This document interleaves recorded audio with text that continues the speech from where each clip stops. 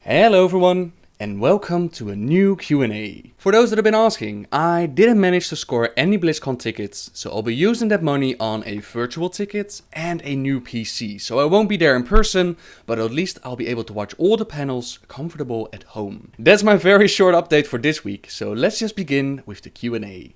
Hey Nobel, how did Arthas take control over Ner'zhul? Many well wishes from Sweden and continue the awesome videos you're making, smiley face. There's a bit of a debate about this question, but let me first explain the backstory for those who've never read the novel. In the novel Arthas, Rise of the Lich King, Arthas looks back at his life and the road that led him to Icecrown. At the end of the book we get a scene in his mind where he talks to himself, Ner'zhul and the last remaining bit of his good side in the form of a younger Arthas. Let me read it to you. Slowly, the Death Knight turned his white head to the boy. The ill child met him with a gaze that was astonishingly clear, and for a moment, Arthas felt something inside him stir. Despite everything, the boy would not die. And that meant... The boy smiled a little, and some of the sickness disappeared as Arthas struggled for words. You are me. You are both me. But you? His voice was soft, tinged with wonder and disbelief. You are the little flame that burns inside me still, that resists the ice. You are the last of humanity, of compassion, of my ability to love, to grieve, to care. For all the things that made me what I once was. You are my love for Jaina, my love for father, for all the things that made me what I once was. Somehow Frostmourne didn't take it all. I tried to turn away from you, and I couldn't.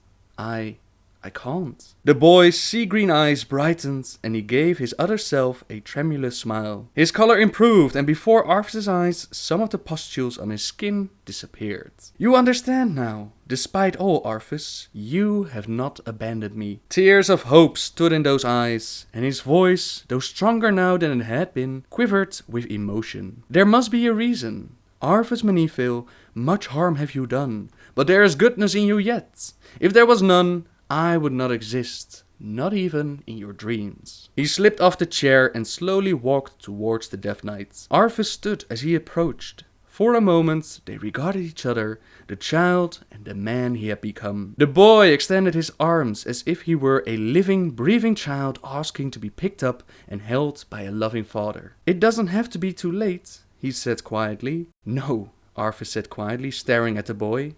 It doesn't. He touched the curve of the boy's cheek, slipped a hand beneath the small chin and tilted up the shining face. He smiled into his own eyes. But it is. Frostmourne descended. The boy cried out, his shocked, betrayed, anguished cry, that of the wind raging outside, and for a moment Arthas saw him standing there, the blade buried in his chest, almost as big as he was, and felt one final tremor of remorse as he met his own eyes. Then the boy was gone. All that remained of him was the bitter keening of the wind, scouring the tormented land. It felt marvelous. It was only with the boy's passing that Arthas truly realized how dreadful a burning this last, struggling scrap of humanity had been. He felt light, powerful, purged, scoured clean as Azeroth would soon be. All his weakness, his softness, everything that had ever made him hesitate or second guess himself, it was all gone. There was only Arthas, Frostmourne all but singing at having claimed the final piece of Arthas' soul, and the orc whose skull face was split with triumphant laughter. Yes, the orc exhilarated, laughing almost manically. I knew you would make this choice. For so long you've wrestled with the last dregs of goodness, of humanity in you,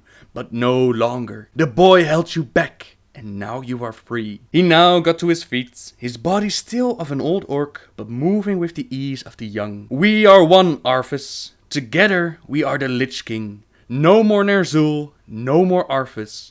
Only this one glorious being. With my knowledge, we can... His eyes bulged as the sword impaled him. Arthas stepped forward, plunging the glittering, hungering Frostmourne ever deeper into the dream being that had once been Ner'zhul, then the Lich King, and soon to be nothing. Nothing at all. He slipped his other arm around the body, pressing his lips so close to the green ear that the gesture was almost intimate as the act of taking a life always was and always would be. No, Arthas whispered. No, we. No one tells me what to do. I've got everything I need from you. Now the power is mine, and mine alone. Now there is only I.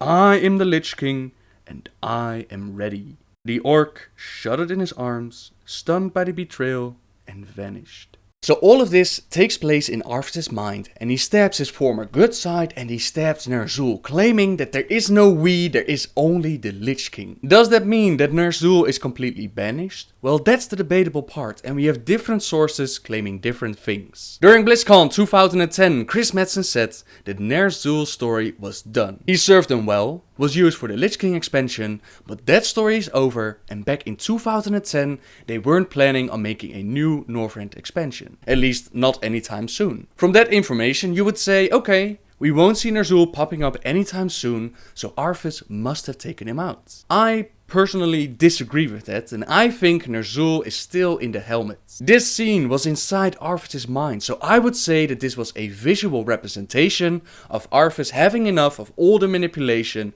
and simply taking control. For good measure, he also disregards his former good side and says, the hell with it, I'm now the Lich King, I'm gonna do what I want to do. I found a couple of information sources that kinda support this theory. It's not strong, but it's what we have. First we have in the Howling Fjord, where the Lich King shows up while you're doing the quest called the Echo of Ahn'qiraj. If you aggro him, he will say that he was once a shaman. If Arthas really killed Ner'zhul and Ner'zhul is completely gone, then why would he say that he was once a shaman? It's possible that he completely merged with Ner'zhul, but it seems like a strange quote for someone who says that he's taken control. The second bit is that we see the good little boy that Arthas supposedly killed as a quest giver during the Wrath of the Lich King. This quest giver is called Matthias Laner, which is an anagram for Arthas Menethil, and this quest line eventually leads you to finding Arthas' heart and Tyrion destroying it. The final bit of information is once Bolvar places the helm on his head, his voice changes just like it did with Arthas.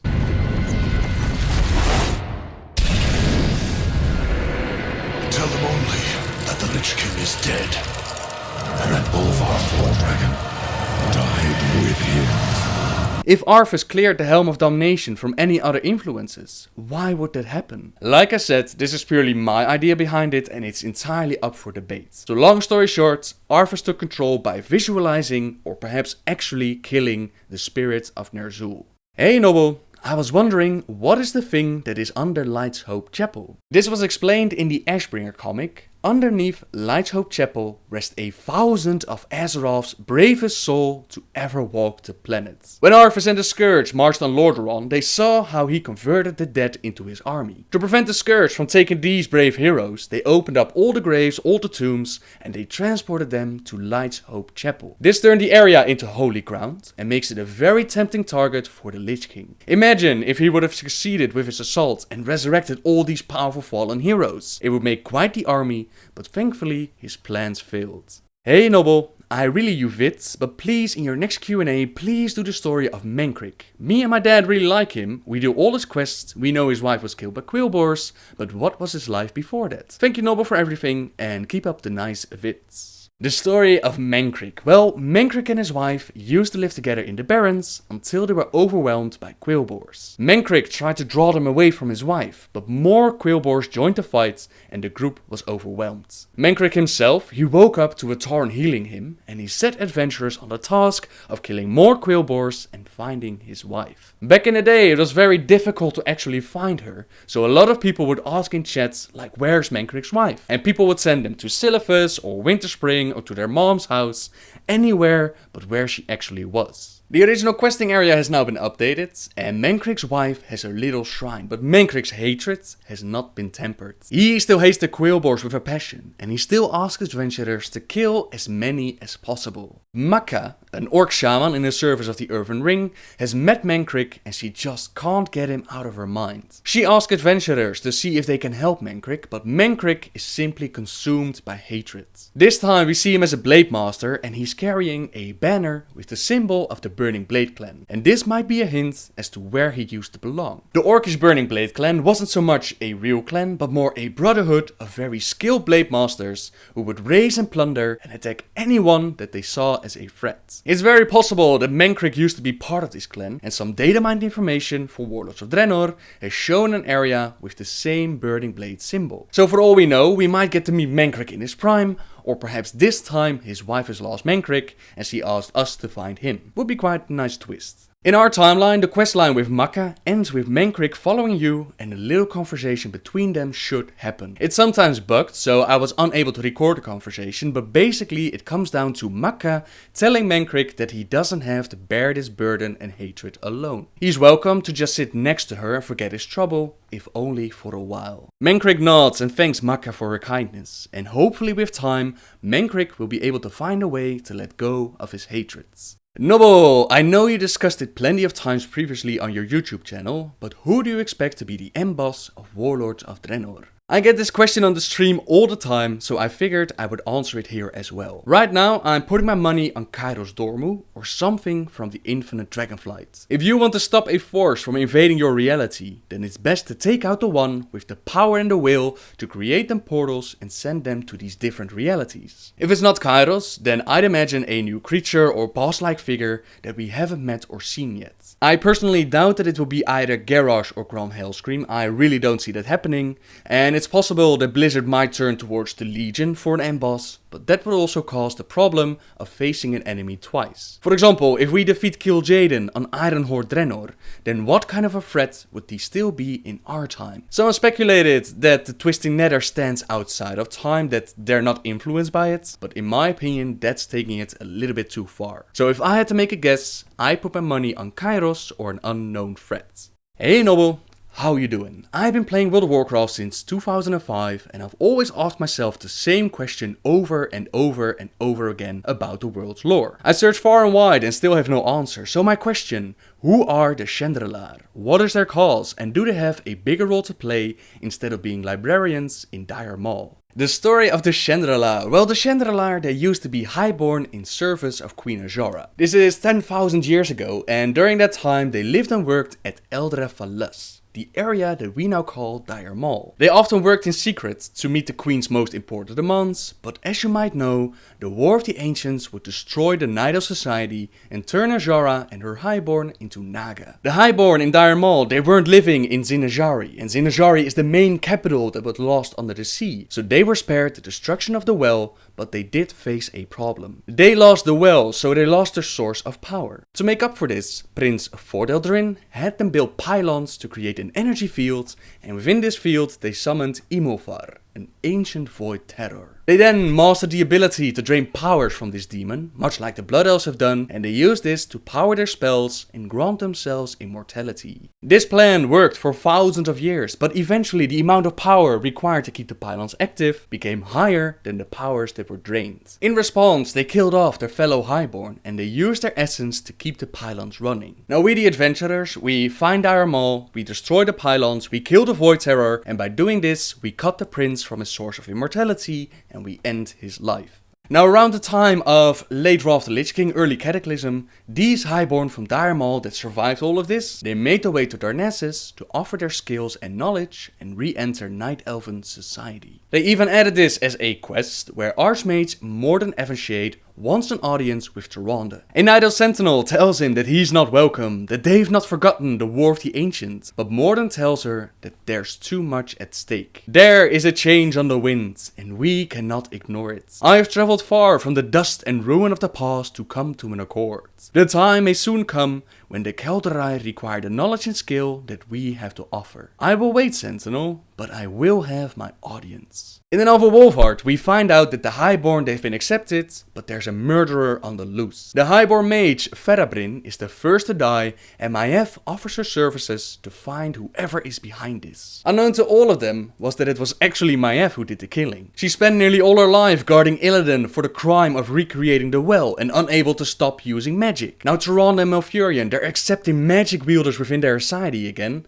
and Maiev will not stand by and witness another War of the Ancients. She lures Malfurion into a trap so that she can finish off the remaining Highborn, but her brother, Jared Shadowsong, intervenes and scares her off. It is unknown where Maiev currently is, but we do know that the Night Elves are once again wielding arcane magic. Only time will tell how long it will take until they start abusing their magic again and summon the Burning Legion. Alrighty, last question. Hey Noble, love your videos. What's with the Tol'vir? Who are they? The Tol'vir are a race created out of stone by the Titans for guarding and keeping their structures and artifacts. They're similar to the Earthen, since both were created out of stone and both were hit by the curse of flesh. This curse is a curse from the old gods to weaken the titanic creations and make them more vulnerable for corruption. This caused the Earthen to eventually turn into the dwarves, and the Tol'vir lost their stony form and turned into fleshy creatures. The same happened to the Mogu, but the Mogu found their own way of reversing the process, while the Tol'vir just decided to live with it. Some amongst the Tol'vir society would desperately want to return to their stone forms, while others were more inclined to accept their fate.